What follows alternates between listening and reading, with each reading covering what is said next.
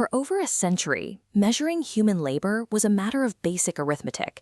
You looked at a factory floor, counted the widgets coming off the assembly line per hour, and you had your productivity metric.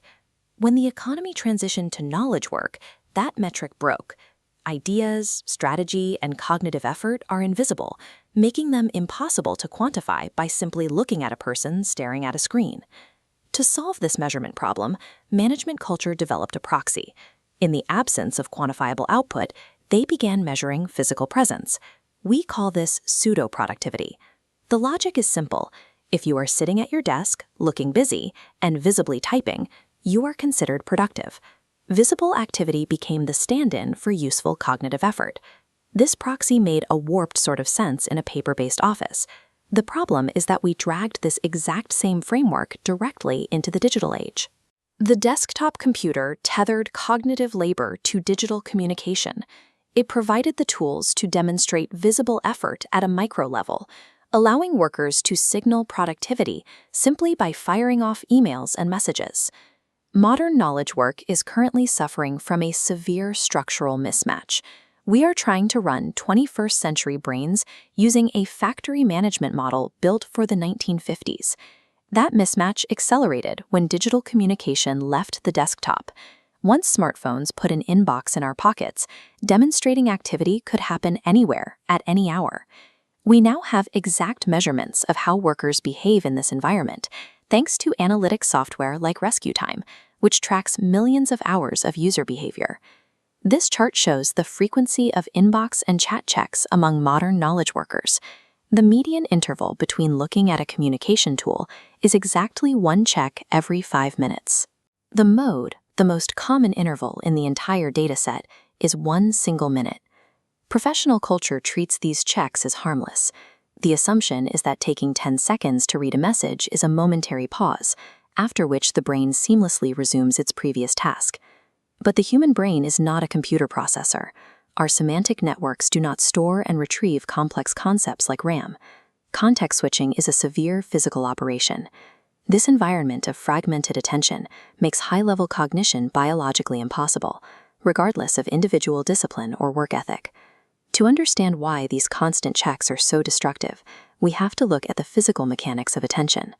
When you perform difficult cognitive labor, your brain enters a state of neurosemantic coherence, fully loading every semantic network relevant to the problem.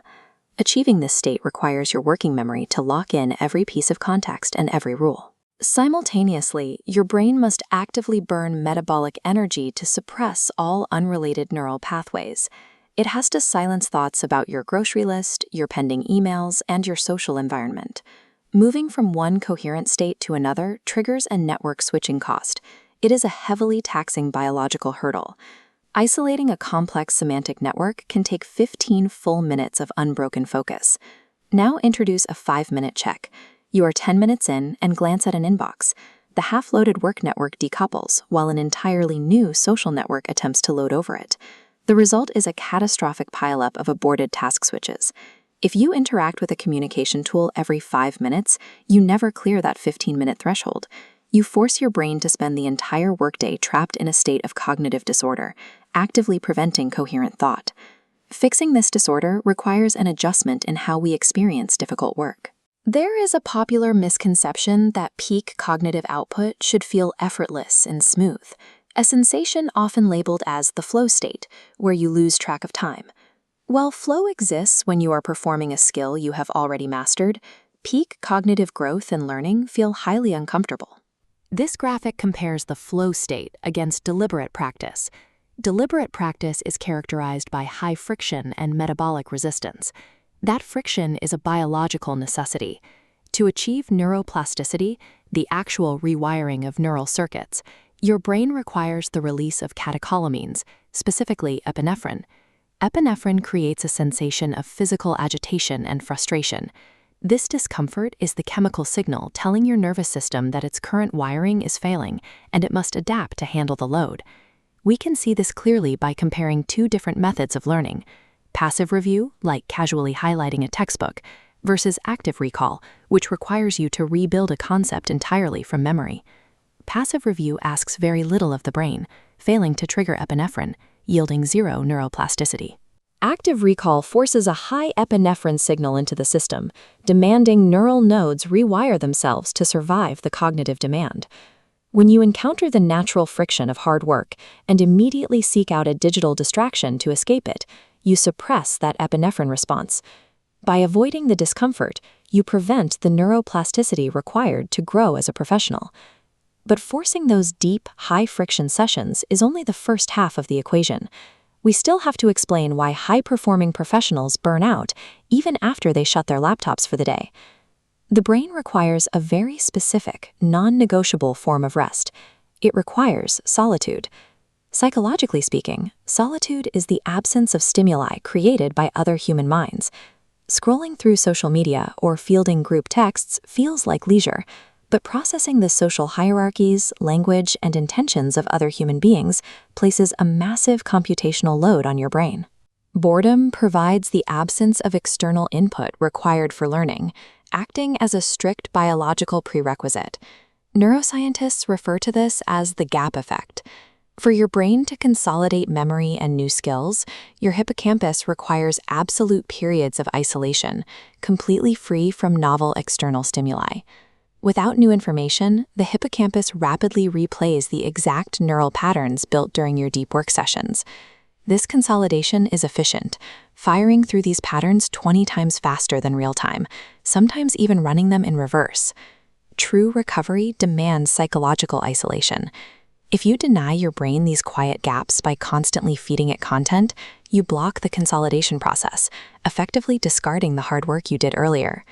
Taking these biological rules and applying them to a real schedule full of deadlines and demands requires a structural shift. These rigorous cognitive optimization strategies emerged from highly competitive academic environments, such as the theoretical computer science groups at MIT.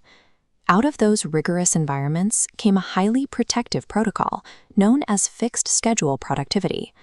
The protocol centers on a single unyielding constraint.